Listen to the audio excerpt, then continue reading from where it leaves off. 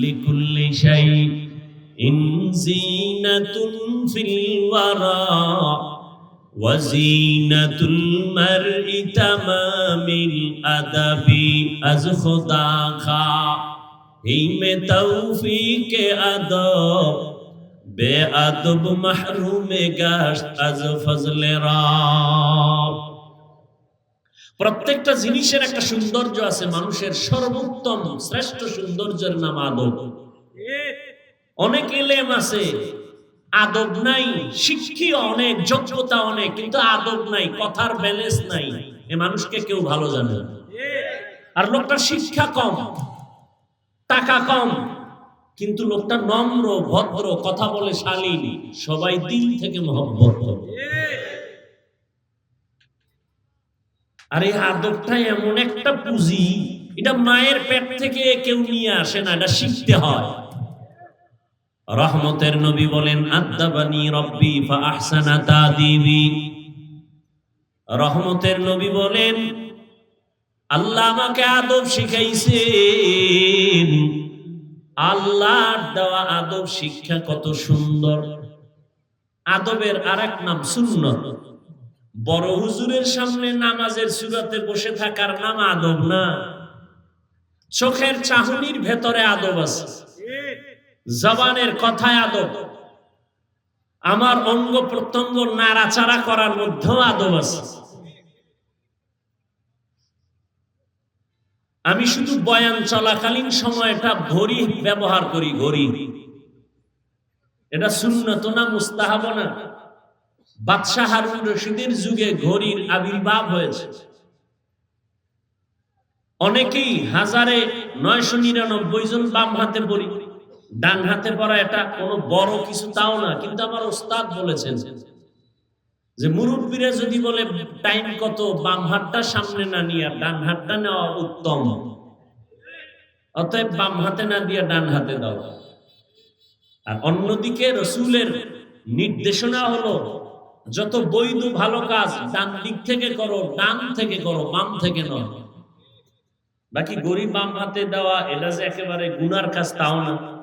ডান হাতে দিছি বিশাল বড় সুন্নাত আদায় হয়েছে তাও না। মান তাওয়াজা লিল্লাহ রাফাআহুল্লাহ। নবীজি বলেন, যে নিজেকে আল্লাহর সন্তুষ্টির জন্য ছোট মনে করে চলবে, আল্লাহ তার মর্যাদা বাড়ায় দিবেন। আয়াত পড়েছি কোরআন শরীফ থেকে। আল্লাহ বলেন, ইয়া আইয়ুহাল্লাযীনা আমানুত্তাকুল্লাহ। ও মুমিন, তোমরা তাকওয়া অর্জন করো তথা আল্লাহকে ভয় করো। ওয়া কুনু মা'আস সাদিকিন। জমিনের মধ্যে আমার কিছু সত্যবাদী প্রিয় বান্দা, এদেরকে তুমি বন্ধু বানাইয়া চলো। বলে কতক্ষণ? বলে তার রঙে তুমি রঙিন হতে পারবা না যতক্ষণ। আদব মায়ের পেট থেকে কেউ নিয়ে আসে না, শিখতে হয়। সৃষ্টির শ্রেষ্ঠ নবী বলেন, আল্লাহ আমাকে আদব শিক্ষা দিয়েছেন। আদবের আরেক নাম সুন্নাত। বসার ভেতরে আদব, হাঁটার মধ্যে আদব, চোখের চাহনির ভেতরে আদব। রহমতের নবী বলেন, আল্লাহ আমাকে আদব শিখাইছেন। পানি পান করব কেমনে নবী শিখাইছেন। আল্লাহর পক্ষ থেকে নবী সাহাবায়ে কেরামদের আবার শিক্ষা দিয়েছেন। এজন্য নবী বিদায় বেলা উম্মতের সামনে একটা চ্যালেঞ্জ দিয়ে গেছেন, ও দুনিয়ার উম্মত, আমি 63 বছর হায়াত শেষ করে কবরে যাচ্ছি। কিয়ামতের আগে আর দেখা হবে না, আর কালেমার দাওয়াত নিয়ে আমি আসবো না। তবে দুইটা জিনিস আমি তোমাদের মাঝে রেখে যাই, যদি ধরে রাখো, আমি চ্যালেঞ্জ দিলাম, তোমার ঈমানও যাবে না, সম্মানও যাবে না। قال النبي صلى الله عليه وآله وسلم তারাকতু ফীকুম আমরাইন লান তাদিল্লু মা তামাসসাকতুম বিহিমা কিতাবাল্লাহি ওয়া সুন্নাত রাসূলি। নবী বলেন, ধরে রাখো দুই জিনিস, কশিনকালেও কখনো তোমার ঈমান যাবে না, সম্মান যাবে না। দুইয়ের প্রথম হলো আল্লাহর দেওয়া কিতাব কোরআনুল কারীম, দ্বিতীয়টা হলো রহমতের নবীর জিন্দেগীর আদর্শ সুন্নাত। কার আদর্শ? ও ভাই কথা বলেন, কার আদর্শ? এখনো কি কথা বলতে ভয় লাগে? পুলিশে ধরে ফেলবে, এত টেনশন কেন? মুসলমানের একটা আওয়াজ ভণ্ড বাতিলের জন্য একটা আতঙ্ক। সারা দুনিয়ার বিদর্মীরা জানে মুসলমান গরিব, আমাদের অস্ত্র নাই, ঘর নাই, বাড়ি নাই, এরপরও সব অস্ত্রধারীরা আমাদের ভয় পায়। ঠিক নেই? কেন? আমাদের কাছে একটা পুঁজি আছে, এটা কোনো বেঈমানের কাছে নাই। দুনিয়ার সবাই মরণকে ভয় পায়, মুমিন মরণকে ভয় পায় না। মুমিন বলে মরণ আমার জন্য তোহফা, হাদিয়া, আর সে মরণটা যদি হয় শাহাদাতের, কত দামি মরণ! কুত্তাও মরে, শুকরও মরে, গরুও মরে। আমি সেই মরণ চাই না, আমি শাহাদাতের মরণ চাই। আল্লাহ কবুল করেন। নবী বলেন, যে ব্যক্তি শাহাদাতের তামান্না করে আল্লাহ তাকে শাহাদাতের মর্যাদার মরণ দিবেন, যদিও তার মরণটা ঘরের বিছানায় হয়। ওমরে ফারুক রাদিয়াল্লাহু তাআলা আনহু বেঈমানের কর্তৃক আক্রান্ত হইয়া শাহাদাতের দরজায় চলে গেছেন। ওসমান রাদিয়াল্লাহু তাআলা আনহু তরবারির মাধ্যমে শাহাদাতের দরজা পেয়েছেন। হযরত আলী রাদিয়াল্লাহু তাআলা আনহু তরবারির মাধ্যমে শাহাদাতের দরজায় চলে গেছেন। তার সন্তান হাসান রাদিয়াল্লাহু তাআলা আনহু, তার সন্তান হুসাইন রাদিয়াল্লাহু তাআলা আনহু শাহাদাতের দরজা পেয়েছেন। কিন্তু আমার নবী তরবারির মাধ্যমে যান নাই। আবু বকর সিদ্দিক রাদিয়াল্লাহু তাআলা আনহু তরবারির মাধ্যমে দুনিয়া থেকে যান নাই। শাহাদাতের এত দামি মরণ ওমরে ফারুক পাইলেন, ওসমান রাদিয়াল্লাহু তাআলা আনহু পাইলেন, হযরত আলী পাইলেন, আবু বকর কেন পাবেন না? নবী কেন পাবেন না? এটা হতে পারে না। সমস্ত মুহাদ্দিসিনে কেরাম বলেন, অবশ্যই আমার নবীও শাহাদাতের মর্যাদা পেয়েছেন। আবু বকর সিদ্দিক রাদিয়াল্লাহু আনহু শাহাদাতের মর্যাদা পেয়েছেন। কিভাবে পেয়েছেন? ঘরের বিছানায় তাদের ইন্তেকাল, কিন্তু মর্যাদা শাহাদাতের। নবীজির সেই ইহুদি রুটির মধ্যে বিষ মিশ্রিত করে দিয়েছিল, ওই বিষের বেদনায় নবীর ইন্তেকাল। আর আবু বকর সিদ্দিক রাদিয়াল্লাহু তাআলা আনহু হিজরতের পথে ওই গুহার মধ্যে সাপের কাটা ঘা, ওই ব্যথা মাঝে মাঝে উঠতো, পরিপূর্ণ নিরাময় হয় নাই। ওই সাপের কাটা ব্যথায় আবু বকরের ইন্তেকাল। আল্লাহ শাহাদাতের মর্যাদা দিয়েছেন। এজন্য নবী বলেন, যে ব্যক্তি আল্লাহর কাছে শাহাদাতের তামান্না করে আল্লাহ পাক রব্বুল আলামিন তাকে শাহাদাতের মরণ দান করেন, যদিও মরণটা ঘরের বিছানায় হয়। শাহাদাতের তামান্না, শহীদ, এরা কবরে গেলে এদের মাটি শরীর স্পর্শ করে না, ধরে না। আল্লাহ আমাদের শাহাদাতের বরকত দান করেন।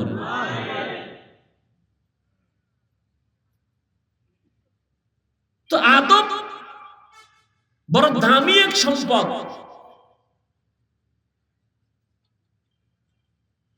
আমরা ওস্তাদের সামনে ঘড়ি হাতে দেই না। এটা মায়ের গর্ভ থেকে শিখে আসি নাই, আমাদের শিখাইছেন।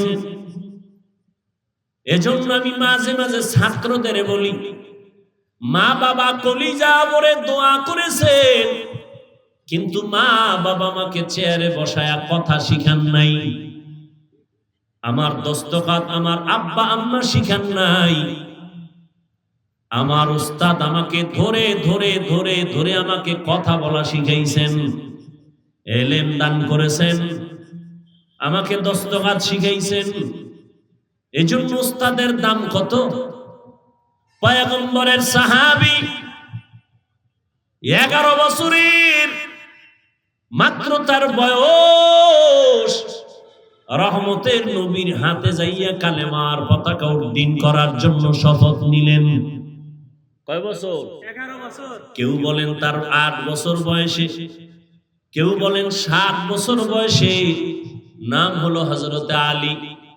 এতদিন ছিল তিনি নবীর চাচাতো ভাই, এখন তিনি হলেন সাহাবী। কিছুদিন পরে তিনি হবেন রহমতের নবীর জামাতা। কি হবেন? জামাতা। রহমতের নবী অন্তর ভরে দোয়া করলেন, আনা দারুল হিকমাহ ওয়া আলিয়ুন বাবুহা। আমি মুহাম্মদ ইলম ও হিকমতের ঘর, আর এই ইলম ও হিকমতের ঘরের দরওয়াজা আমার আলী।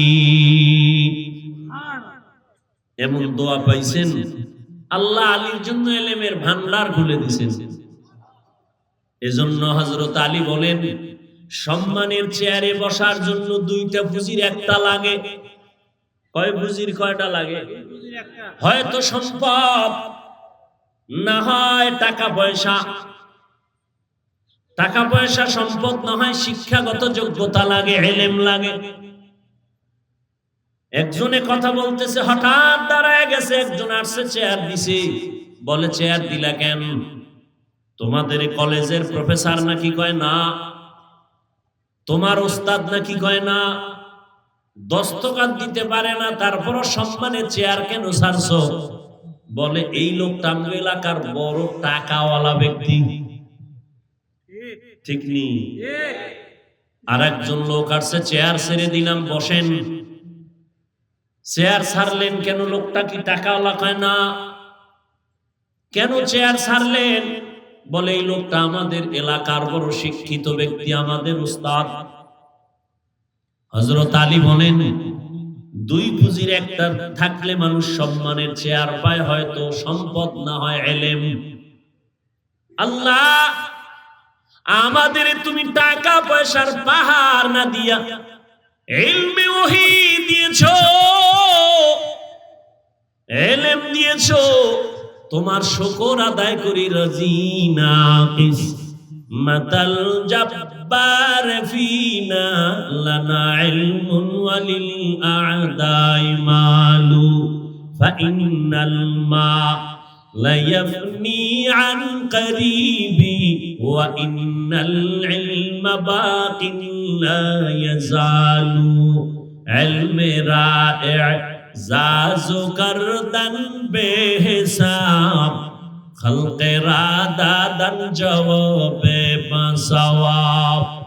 হক না দারদ দোস্তে খলকা জারেরা, নিস্তে ই খসলত কে দিনদারেরা।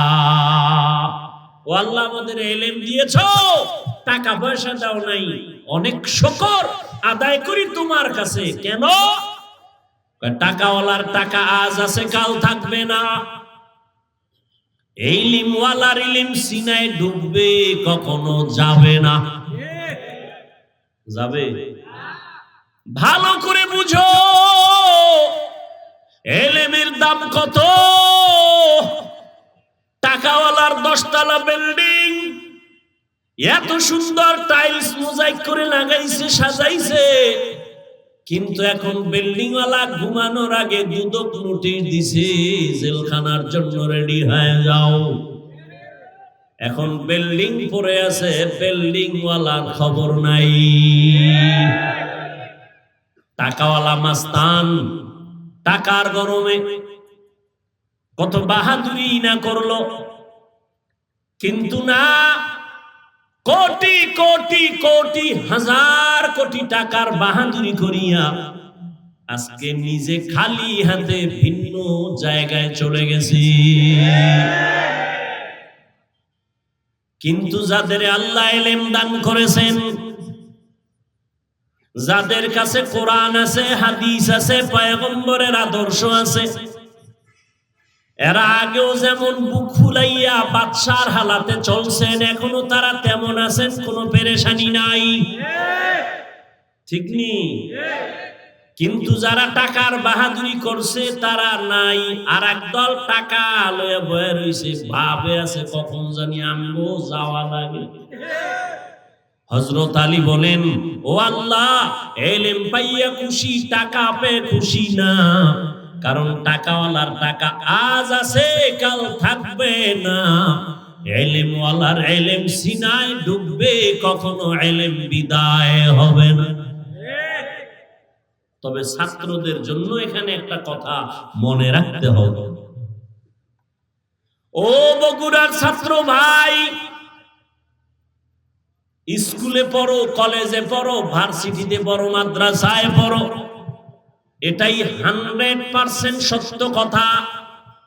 ইলম সিনায় ডুববে, বিদায় হবে না, হবে না, হবে না, এটা ফাইনাল। তবে ইলমওয়ালার ইলমটাও কখনো কখনো সিনা থেকে চলে যাবে যদি দুইটা বেয়াদবি করে। এক নাম্বার, যদি ইলমের সাথে বেয়াদবি করে ইলম থাকবে না। দ্বিতীয়, যদি ইলম ওয়ালা যারা তাদের সাথে বেয়াদবি করে ইলম থাকবে না। সাবধান, বেয়াদবি সব জায়গায় চলে না। যেই শিক্ষক আমাকে মানুষ বানাইয়া মানুষের সামনে আজকে উপস্থাপন করলেন, আমি এই চেয়ারে বসার পেছনে আমার কত উস্তাদের দোয়া, কত ঘাম, কত মেহনত, ঠিক না?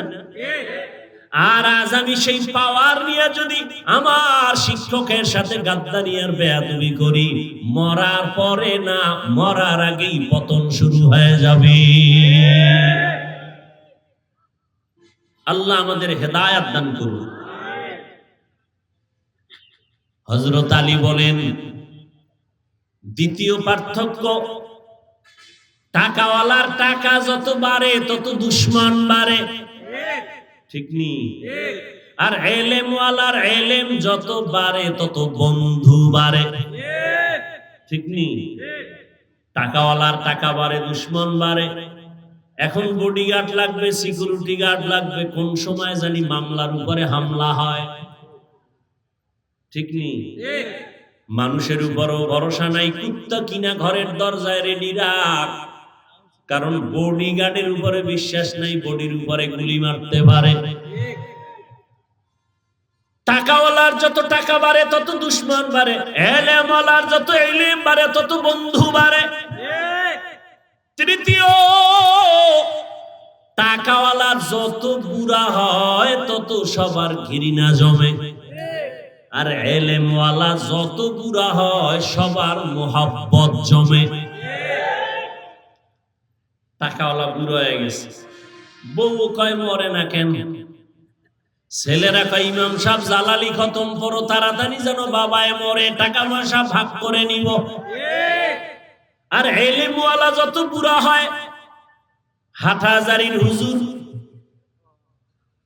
জুনায়েদ বাবুনগরী রহমাতুল্লাহ আলাইহি এত বুড়া হুইল চেয়ারে করে চলেন, কিন্তু বড় বড় আলেমরা দাঁড়ায় তাকে জুতা নেওয়ার জন্য সম্মান। ইলমওয়ালার বয়স বেড়েছে, সম্মান বেড়েছে, মোহাব্বত বেড়েছে। হযরত আলী বলেন, আল্লাহ টাকা পাইয়া খুশি না, ইলম পেয়ে খুশি। এজন্য নবীজির সেই চ্যালেঞ্জ দেওয়া, যারা আল্লাহর কোরআন ধরে রাখবে, নবীর আদর্শ ধরে রাখবে, এদের ঈমানও যাবে না, সম্মানও যাবে না। কে গেল কে আইলো কোনো টেনশনে ঘুম নাই। আর উলামায়ে কেরাম যারা কোরআন আর নবীর আদর্শ নিয়ে আছেন, এরা যদিও কোনো টেনশন নাই, বাড়ি নাই, গাড়ি নাই, কিন্তু ওয়াক্ত মতো খানা খায় আর ঘুমায়, কোনো পেরেশানি মাথায় নাই। চতুর্মুখী ষড়যন্ত্র, মাদ্রাসা বন্ধ করো, ওয়াজ মাহফিল বন্ধ করো, অনুমতি নাও। ওরে জমিন আমার আল্লাহর, আসমান আমার আল্লাহর, কোরআন আমার আল্লাহর। আল্লাহর কোরআন দিয়া পয়গম্বরের আদর্শের বয়ান করে এদেশের মুসলমানের ডাকবো, পায়ে ধরে ধরে ডাকি, ও মুমিন আল্লাহর কোরআন পড়ো, মা বাবার দোয়া নাও, আলেমদেরকে সালাম দাও, পরামর্শ নিয়ে চলো। চুরি করিও না, ডাকাতি করিও না, খবরদার গালি দিও না, মিথ্যা কথা বলিও না। আমরা উলামায়ে কেরাম দিন নাই রাত্র নাই কষ্ট করে করে করে করে উম্মতের ভালো বানাইতেছি, যেই ভালোটা সরকার কোটি কোটি কোটি কোটি টাকা ব্যয় করে বাহিনী তৈরি করিয়াও অস্ত্র দিয়াও পারে না। উলামায়ে কেরাম কলিজা দিয়ে কান্না করে বুঝাইয়া বুঝাইয়া এতটা দেশের মানুষ ভালো করেছে। বহু ডাকাত ভালো হয়েছে, বহু চোর নামাজি হয়েছে, বহু সন্ত্রাসী সন্ত্রাস ছেড়ে দিছে, আল্লাহর বান্দা চুরি করত চুরি ছেড়ে দিছে। এই মুসলমান মুসলমানের বয়ান করি কোরআন দিয়া, অন্য ধর্মের উপরে কোনো আক্রমণ করি না। এখানে যদি কোনো সুদখোর আর বেনামাজি কয় বয়ানের অনুমতি লাগবে, তাহলে আর এই কথা ওর সাথে আপোষে মেনে নেওয়া যায় না।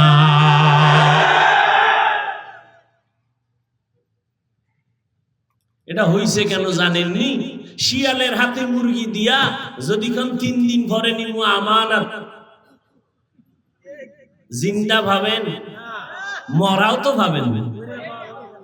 ঠিক তেমনি ভাবে বুঝি ওরে মুমিন, ধোঁকা জীবনে কম খাও নাই, কম খাও নাই, কম খাও নাই, পায়ে ধরে বলে যাই রে মুমিন, শিয়ালের হাতে মুরগি আমানত দিয়েছ, ফিরাইয়া নে, মরাও পাবি না। সুদখোর বেনামাজি আর স্বার্থপর ধান্দাবাজ বেপরদাওয়ালাদের কাছে যদি ধর্মের চাবি দাও, শিয়ালের মতোই মুরগির অবস্থা হবে।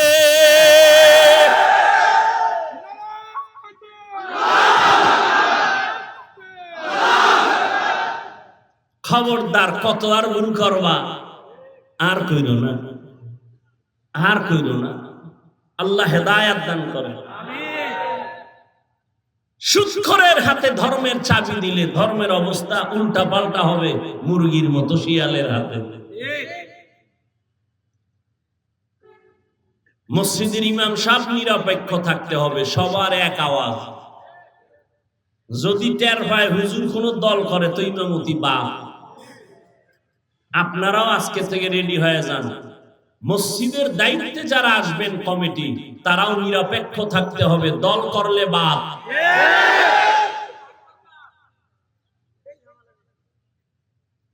মসজিদে রাজনীতি চলবে না, আর বেশি চলে মসজিদ নিয়ে। আল্লাহ হেদায়েত দান করুন। এখানে ঠিক ঠিক কর, ভোটের আগের দিন কয় হাদিয়া দিও, শেষ রাত ঠিক নি, সবই ঠিক, ঠিক কি সব ঠিক, আকামও ঠিক, কামও ঠিক। কয় হুজুর দাওয়াত, কয় আলহামদুলিল্লাহ, কয় আমনের বাড়ি, কয় নাউজুবিল্লাহ। जिंदगी में बंदगी तू करना है, जिंदगी में बंदगी तू करना है, जिंदगी में बंदगी शर्मिंदा है, जिंदगी बे बंदगी शर्मिंदा है। दुनिया में हो दुनिया का तलबगार न हो,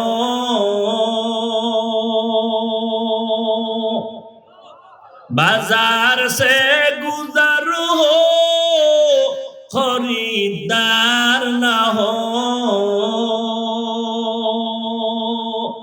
ये दुनिया एक मिसल कागज फूल है, ये दुनिया एक मिसल कागज फूल है, जिंदगी में बंदगी तू कर नहीं, जिंदगी में बंदगी तू कर नहीं,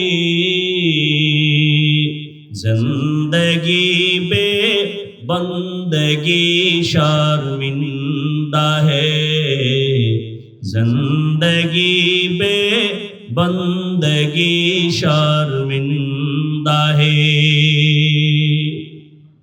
এরে যুবক আল্লাহর গোলাম, ও বৃদ্ধ বাবাজি, ও পর্দার আড়ালের মা বোনেরা,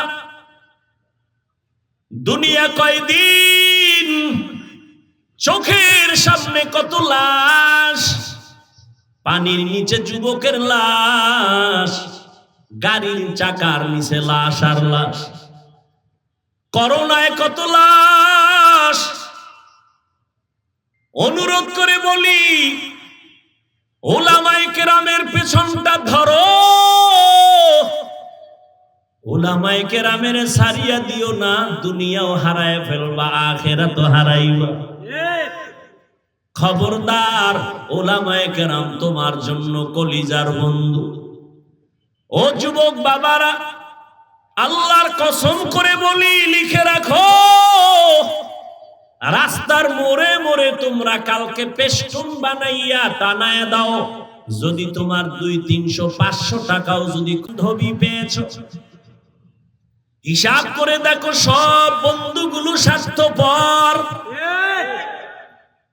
একটা বন্ধু জীবনে পাও নাই স্বার্থ ছাড়া, স্বার্থে আঘাত লাগলেই শুধু দল থেকে সদস্য পদের নাম কাটে না, কল্লা কেটে দেয়, ঠিক নেই? এর নাম রাজনীতি। আর এরা চিৎকার দেয়, চাপাবাজি করে, ইসলামে রাজনীতি নাই। তাহলে কোরআন হাদিস ইসলাম সব দিক থেকে পারফেক্ট, রাষ্ট্রের ব্যাপারে ইসলাম দুর্বল, কোরআন শরীফ দুর্বল। কি জ্ঞানী ভাইরা বলেন, রাষ্ট্রের ব্যাপারে ইসলাম আর কোরআন দুর্বল? তো কেন বলেন ইসলামে রাষ্ট্রের ব্যাপারে কথা নাই, রাজনীতি নাই? কেন বলেন? হ্যাঁ, আপনি যে ধান্দা আর পচা গান্ধা পেট নীতি দুর্নীতি করেন, এটা ইসলামে নাই। কিন্তু আপনি যদি গবেষণা করেন ইসলাম নিয়ে, আপনি বলতে বাধ্য হবেন রাজনীতি নাই মানে পৃথিবীর শ্রেষ্ঠ রাজনীতির শিক্ষক আমার নবীজি। আপনার খবর নাই। আর এই কথাগুলো ভালো মানুষ বলে না, চরিত্রহীন মানুষগুলো বলে। কেন? হুজুরদের কথা মতো যদি চলতে যাই তো চুরি বন্ধ হয়ে যাবে, ডাকাতি বন্ধ হয়ে যাবে। হুজুরদেরকে সাপোর্ট করে যদি চলি আর হুজুরদের যদি চেয়ারে বসাই, তাহলে দুর্নীতি চলবে না, গাঞ্জা খাওয়া মদের বোতল আর থাকবে না। এজন্য চোর ডাকাত দুর্নীতিবাজেরা ইসলাম আর আলেমদের বিরুদ্ধে চূড়ান্ত ষড়যন্ত্র করে। আল্লাহ হেদায়েত দান করুন। যুবকদের বলে যাই, ভালো করে লিখো, জীবনে যত বন্ধু পেয়েছো সবাই স্বার্থপর, কিন্তু একমাত্র শুধুমাত্র কেবলমাত্র তোমার পিওর নির্ভেজাল নিঃস্বার্থ একমাত্র তোমার কলিজার আপন বন্ধুই হলো উলামায়ে কেরাম। তুমি ঠিক বললেও ঠিক, না বললেও ঠিক, তুমি মানবা না, তোমার কপাল খারাপ। আবু জাহিল্লা 13 বছর নবীকে দেখলো, কালেমা পড়ছে না, এর নাম কপাল। যেই নবীজির একটা নজর দেখলে জান্নাত ওয়াজিব, জাহান্নাম হারাম হয়ে যায়। যেই নবীজির চেহারা মোবারকে দিয়ে তাকাইলে ক্ষুধা থাকে না। যেই নবীর চেহারা দর্শনের জন্য জঙ্গলের প্রাণীরা পাগল, ওই নবীর 13টা বছর আবু জাহাল দেখার পরও কালেমা পড়ে নাই, এর নাম কপাল। অন্যদিকে 27 বছরের বয়সের যুবক তরবারি নিয়ে রওয়ানা, মদিনাওয়ালা নবীর কল্লা কাটবে মক্কায় গিয়া। কিন্তু আল্লাহর বান্দা তরবারি নিয়া নবীর হাতে কালেমা পড়ে মুসলমান হয়ে গেল। কে কে? ওমর ফারুক রাদিয়াল্লাহু আনহু। 27 বছরের যুবক তরবারি নিয়া নবীর কল্লা কাটতে গিয়া কালেমা পড়ে নিজের কল্লাটা নত করে ফেলল। আর আবু জাহাল 13 বছর নবীর দেখিয়াও কালেমা পড়ে না, এর নাম কপাল। ও যুবক, আমি চ্যালেঞ্জ করে বলি, এই দুনিয়ায় উলামায়ে কেরামরা নিঃস্বার্থে দেশকে জাতিকে যা দিয়েছে দুনিয়ার কেউ এত কিছু দিতে পারে না। যদি দিয়া থাকে নিঃস্বার্থে দেয় নাই। 5 টাকা দিছে, 5000 টাকা নিয়ে নিছে, খবর নাই। মসজিদে একটা ছাদ দিয়া চায়ের দোকানে বয়া কয়, এই মসজিদ আমি কইরা দিছি, যা দিছিল তার জালটা মিটায় দিছে কথা দিয়ে। ওলামায়ে কেরাম যা দিছে এই জাতিকে দুনিয়ার কেউ তা দিতে পারে না। ও আল্লাহর বান্দারা, এই যে এত চিল্লাইয়া চিল্লাইয়া কত কষ্ট কথা বলতে, জমিনে কথা বলার মতো আর কষ্টের কোনো কাজ নাই। এত চিল্লাইয়া কথা বলি, এত কষ্ট, টাইম মতো ঘুম নাই, খানা নাই, প্রতিদিন প্রতি রাত দৌড়ের উপরে উম্মতের পেছনে সব আলেমরা দৌড়ায়। এত কষ্ট করিয়া পায়ে ধরে ধরে ধরে ধরে বয়ান করি। কই এতক্ষণ যে বয়ান করলাম একবারও কিন্তু বলি নাই, ও স্কুল কলেজের ছেলে মেয়েরা তোমরা মাদ্রাসায় যাও, তসবিহ লও, পাগড়ি লাগাও, টুপি লাগাও, বলি নাই। ব্যবসায়ীদের বলি নাই, ব্যবসায়ী ভাই আপনি তাড়াতাড়ি দোকান বন্ধ করে মসজিদে গিয়া তসবিহ টানেন, না হয় উপায় নাই, মাদ্রাসায় ভর্তি হন। এ কথাও কিন্তু বলি নাই। ও আল্লাহর বান্দারা, কি বলতে চাই, তুমি স্কুলে পড়ো বাধা নাই, কলেজে পড়ো বাধা নাই, চাকরি করো বাধা নাই, ব্যবসা করো বাধা নাই। তুমি একজন ব্যবসায়ী হও, তুমি একজন চাকরিজীবী হও, একজন ডাক্তার হও, একজন ইঞ্জিনিয়ার হও, প্রফেসর হও, তবে আমার দাবি একটা, বেয়াদব হইবা না। তোমার ব্যবহারে যেন কোনোদিন ওলামায়ে কেরাম কষ্ট না পায়, তোমার আচরণে যেন কখনো মা বাবা কষ্ট না পায়, তোমার আচরণে যেন কখনো মুরব্বীরা কষ্ট না পায়, শিক্ষকেরা কষ্ট না পায়। তুমি 5 বেলার নামাজ পড়ো, ওলামায়ে কেরামের পরামর্শ নিয়ে, মা বাবার দোয়া নিয়ে, নবীর তরিকা মেনে চলো। ও যুবক, তোমার মতো হাজার হাজার যুবক জীবনে মাদ্রাসায় পড়ে নাই, স্কুল কলেজে পড়িয়া জেনারেল লাইনে থাকিয়া 5 বেলার নামাজ ঠিক মতো পড়ে, দাঁড়িয়েও রাখে। সত্য কথাটা স্বীকার করো, আছে না নাই? বলো বাবা, তুমি তোমাকে প্রশ্ন করো, তুমি কেন পারো না? তোমার কপাল কেন এত খারাপ? মনে হয় তোমার গুনাহের কারণে আমার আল্লাহ বেজার, তোমার অপরাধের কারণে মনে হয় মা বাবার অভিশাপ লাগছে, কোন মুরব্বীর অভিশাপ না জানি কপালে লাগাইছো, যেই কারণে রাস্তা খুঁজিয়া পাও না। এখনো সময় আছে, তওবা করে নাও, আর আল্লাহর প্রিয় বান্দা জমিনের মধ্যে তাদের বন্ধু বানাও। ইয়া আইয়ুহাল্লাযীনা আমানুত্তাকুল্লাহ ওয়া কুনু মা'আস সাদিকিন। আল্লাহর প্রিয় বান্দা, সাদিকিন, সত্যবাদী, আউলিয়া উলিয়া, আল্লাহর বন্ধু, এদের সাথে সম্পর্ক তৈরি করো, তাদের পরামর্শ আর নেক নজর নাও।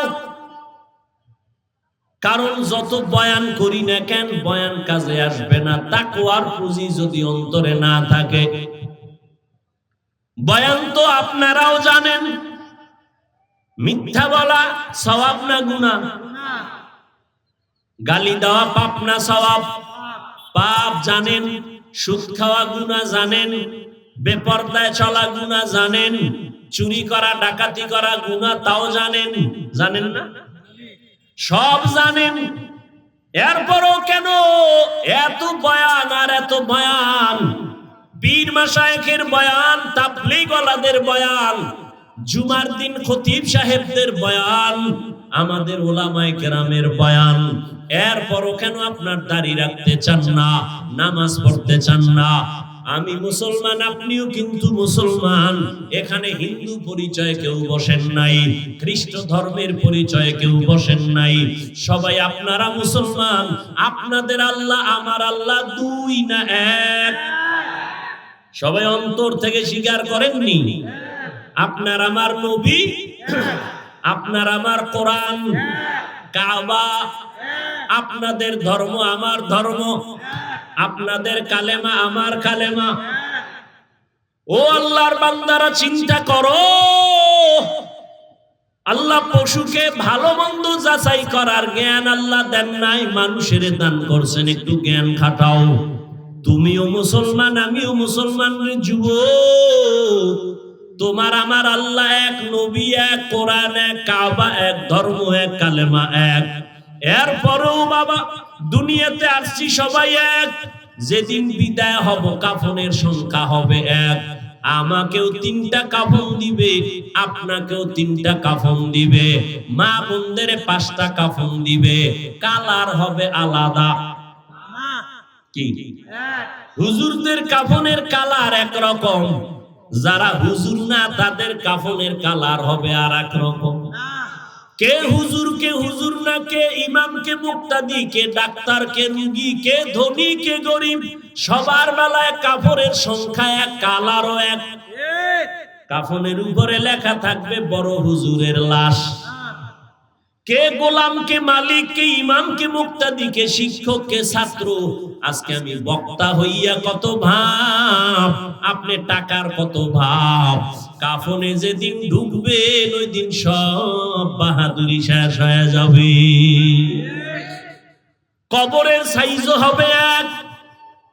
শুধু বগুড়া জেলার মানুষের কবর 2 হাত লম্বা হবে। কবরে রাখার পরে প্রশ্ন হবে 3টা, তাও এক। আমাকে যেই প্রশ্ন আপনাকেও একই প্রশ্ন। 3টা, রবের পরিচয় দাও, ধর্মের পরিচয় দাও, রাহমাতুল লিল আলামিনের পরিচয় দাও। এই 3টা প্রশ্নের জবাব যারা দিতে পারবে, মদিনার নবী বলেন তার কবর হবে রওজাতুম মির রিয়াজিল জান্নাহ।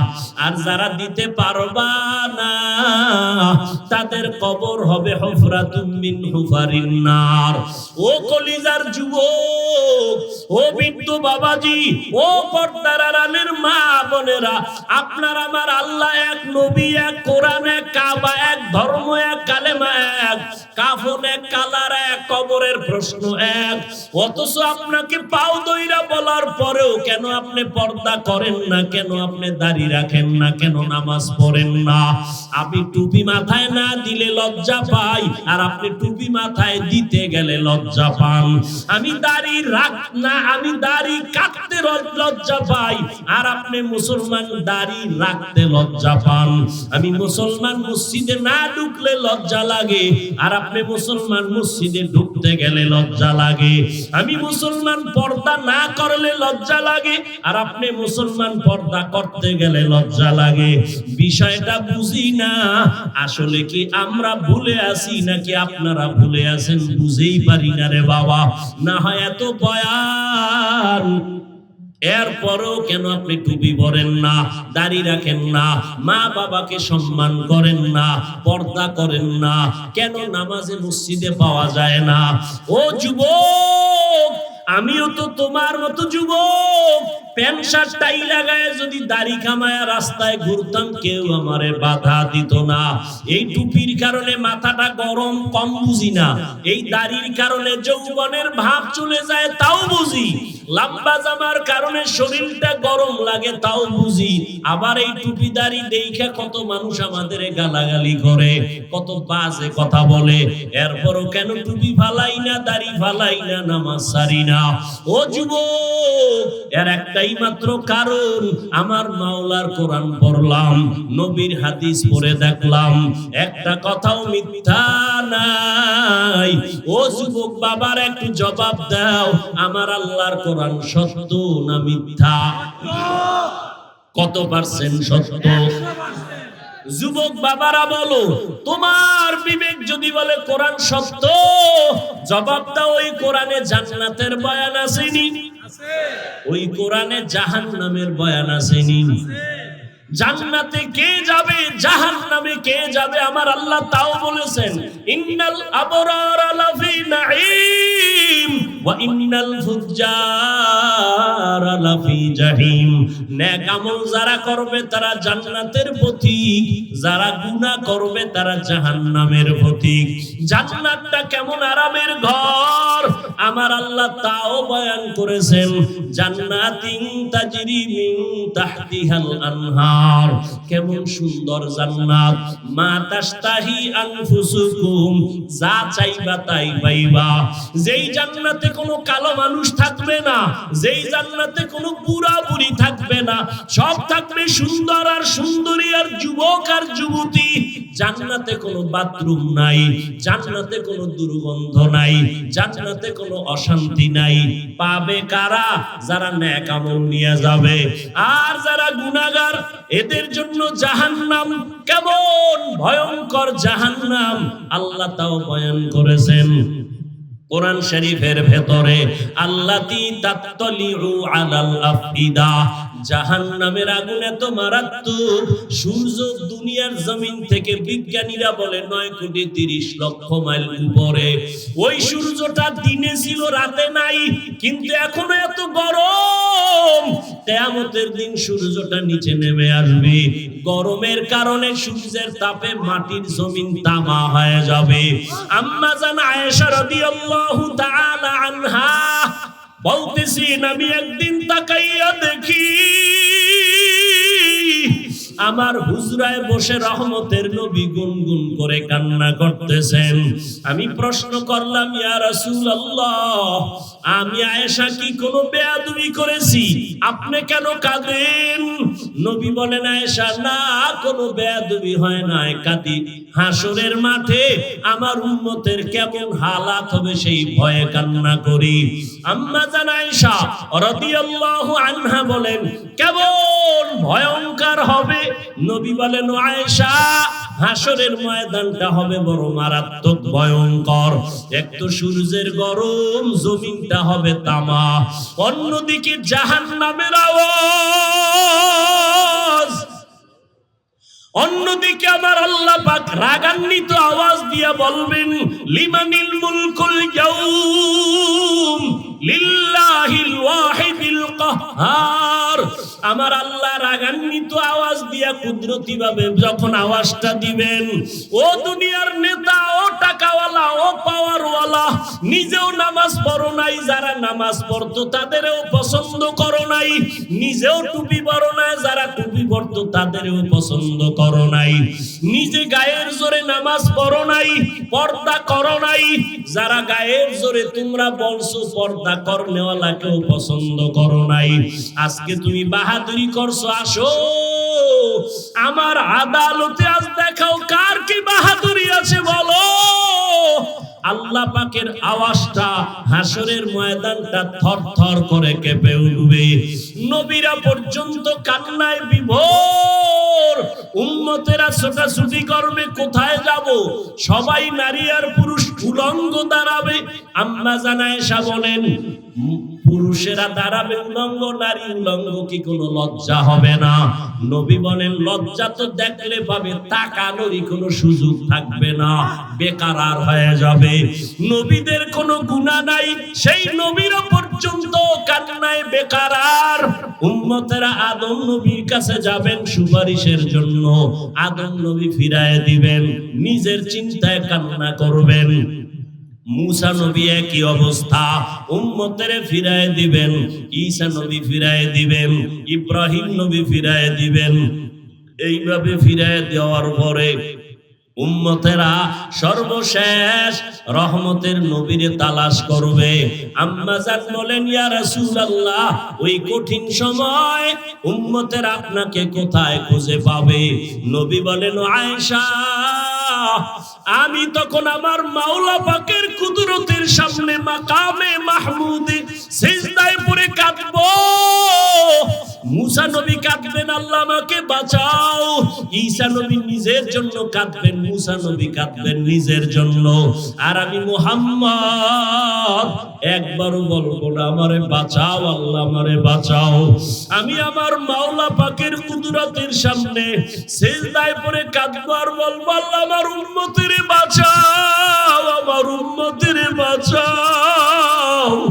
আমার একটা উম্মত যেন জাহান্নামে না যায়। আমার আল্লাহ বলবে, নবী আপনি কাঁদবেন না, মাথা উঁচু করেন, আপনি সুপারিশ করেন, আমি কবুল করব। আপনি যা চাইবেন তাই দিব। আপনার উম্মত গুলো ধরে ধরে জান্নাতের দিকে নিয়ে যান। আল্লাহর নবী বলেন, আমি তখন খুশি যে আমার উম্মত গুলো ধরে ধরে জান্নাতের দিকে নিব।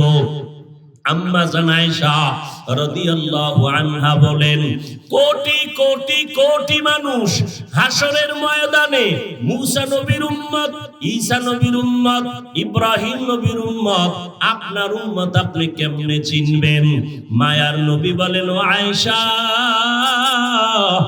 আমার উম্মত যারা দুনিয়াতে ওযু বানাইয়া 5 বেলার নামাজ আদায় করত, কিয়ামতের ময়দানে ওযুর জায়গাগুলো নূরের আলোতে ঝলমল করতে থাকবে। আমি নবী দেখে ধরে ধরে কাউসারের পানি পান করানোর জন্য লাইনে দাঁড় করাবো। আমি নবী নিজ হাতে পেয়ালা ভরে ভরে আবার আদরের উম্মতের দিব, কাউসারের পানি পান করাবো। এত মজার কাউসারের পানি পান করবে লাইনে দাঁড়ায় দাঁড়ায় আমার উম্মতেরা। উম্মতের লাইন অনেক বড়, মাঝখানে পর্দা পড়ে গেল। ও ফেরেশতা, পর্দা ফালাইলা কেন? উম্মত শেষ। কয় না, আরো আছে।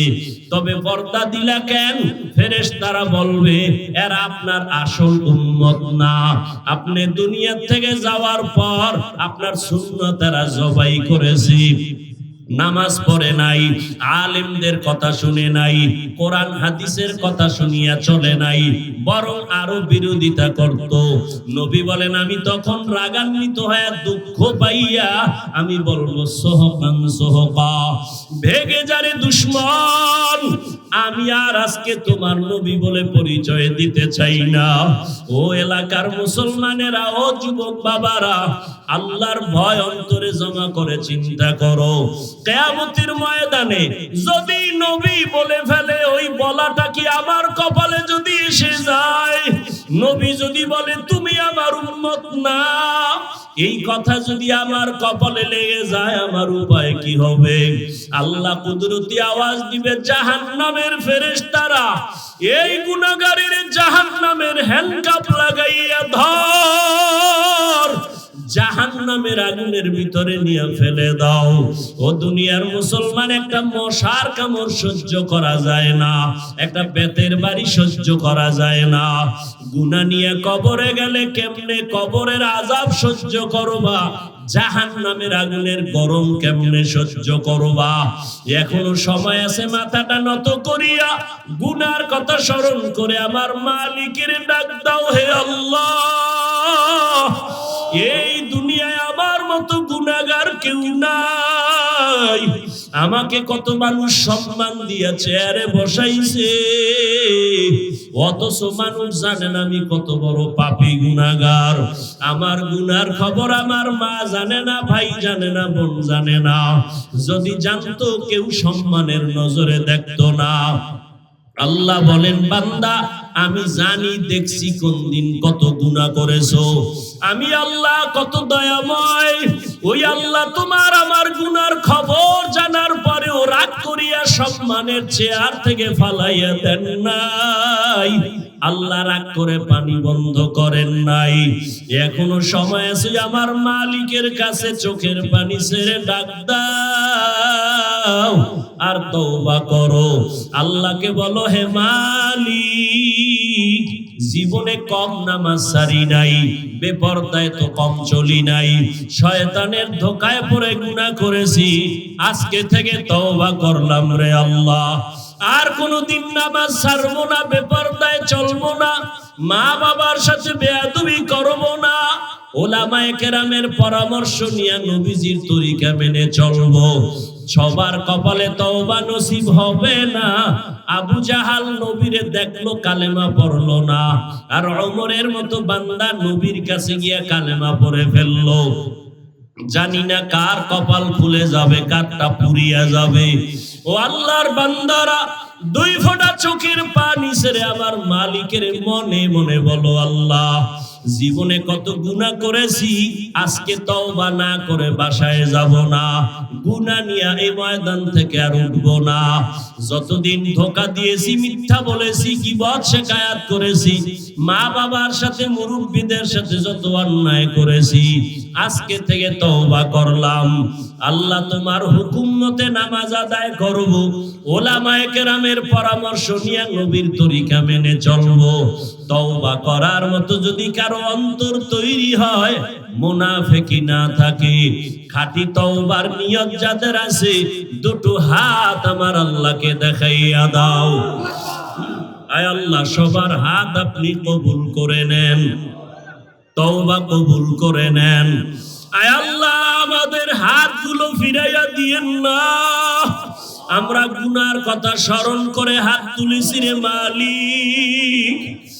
এই জীবনে কত গুনাহ করেছি, হাতের দ্বারা গুনাহ করেছি, গুনার কারণে আমার হাত না পাক, আমার চোখ না পাক, আমার জিহ্বা না পাক। আয় আল্লাহ, আর গুনাহ করব না, আর নাফরমানি করব না, আর মা বাবার সাথে বেয়াদবি করব না, ওলামায়ে কেরামের কথা পরামর্শ নিয়ে নবীর তরিকায় চলবো।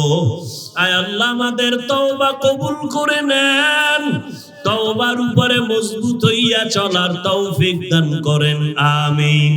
আলহামদুলিল্লাহি রাব্বিল আলামিন, والصلاة والسلام على سيد الأنبياء والمرسلين وعلى آله وأصحابه أجمعين يا أرحم الراحمين يا أرحم الراحمين يا أرحم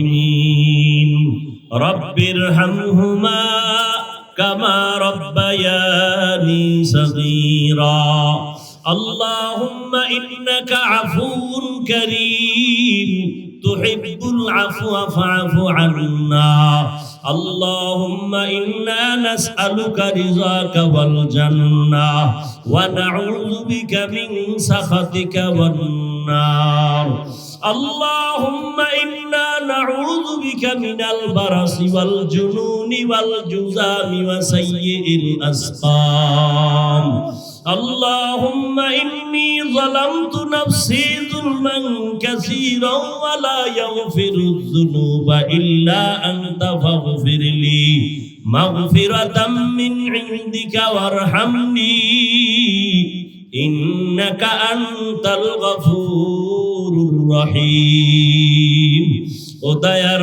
মালিক কুদরতের নজর দিয়া তাকাইয়া দেখেন ওলামায়ে কেরাম মুরব্বিরা হাজী সাহেবরা আপনার দরওয়াজায় হাত তুলেছেন কত ব্যবসায়ী কত চাকরিজীবীরা হাত তুলেছেন আয় আল্লাহ কত পর্দার আড়ালের মা বোনেরা হাত তুলেছেন আয় আল্লাহ আমার কলিজার কত যুবক ছাত্র ভাইরা হাত তুলেছেন আয় আল্লাহ আমরা সবাই গুনাহগার জাহান্নামের আসামি দুনিয়াতে যেদিন আসছিলাম মা বাবায় কত খুশি আর আনন্দ হয়েছিল আজকে সেই জীবনটা গুনার কারণে নাপাক আমার গুনার খবর আমার মা বাবা আপনজন কেউ জানে না ও আল্লাহ আপনি তো জানেন আমি কত বড় গুনাহগার আপনি আমার এই গুনাহ দেখিয়া বেজার হইয়া পানি বন্ধ করেন নাই, সম্মানের জায়গা থেকে ফালাইয়া দেন নাই, খানা বন্ধ করেন নাই, কতটা মায়ার আদর দিয়া চাদর বিছায়া রাখছেন। ও আল্লাহ, তওবার নিয়তে হাত তুলেছি, আর গুনাহ করব না, আপনার নাফরমানি আর করব না রে আল্লাহ। নামাজ ছাড়বো না, দাড়ি কাটবো না, বেপরদায় চলবো না, মা বাবার সাথে বেয়াদবি করব না, মুরব্বী শিক্ষকদের সাথে বেয়াদবি করব না, উলামায়ে কেরামের পরামর্শ নিয়ে নবীজির তরিকা মেনে চলবো রে আল্লাহ। আমাদের তওবা কবুল করে নেন, আয় আল্লাহ মজবুত হইয়া চলার তৌফিক দান করেন, আয় আল্লাহ মাহফিল কবুল করে নেন, আয়োজনকারী সহযোগিতাকারী দান সদকাকারীদের কবুল করে নেন, আয় আল্লাহ সমস্ত মাদ্রাসাগুলো কবুল করে নেন, মসজিদগুলো কবুল করে নেন, আয় আল্লাহ অন্যান্য শিক্ষা প্রতিষ্ঠান নবীর আদর্শে কবুল করে নেন, মা বোনদের আবেদা বানায় দেন, সন্তানগুলো নেককার বানায় দেন, সারা দুনিয়াবাসীকে মাফ করে দেন আল্লাহ। মুসলমানের ঈমান আমল হেফাজত করেন আল্লাহ, বাংলাদেশ শান্তির দেশ বানায় দেন আল্লাহ, জালেমদের জুলুম থেকে হেফাজত করেন আল্লাহ। আয় আল্লাহ সবার কামাই রুজি ব্যবসায় হালাল ভাবে বরকত বাড়ায় দেন, আয় আল্লাহ প্রত্যেক পরিবারে শান্তি দান করেন, নবীজির সুন্নাত ওয়ালা জিন্দেগি দান করেন, ইজ্জত ওয়ালা জিন্দেগি দান করেন, নবীজির রওজা ও বাইতুলের কারণ বানায় দেন আল্লাহ।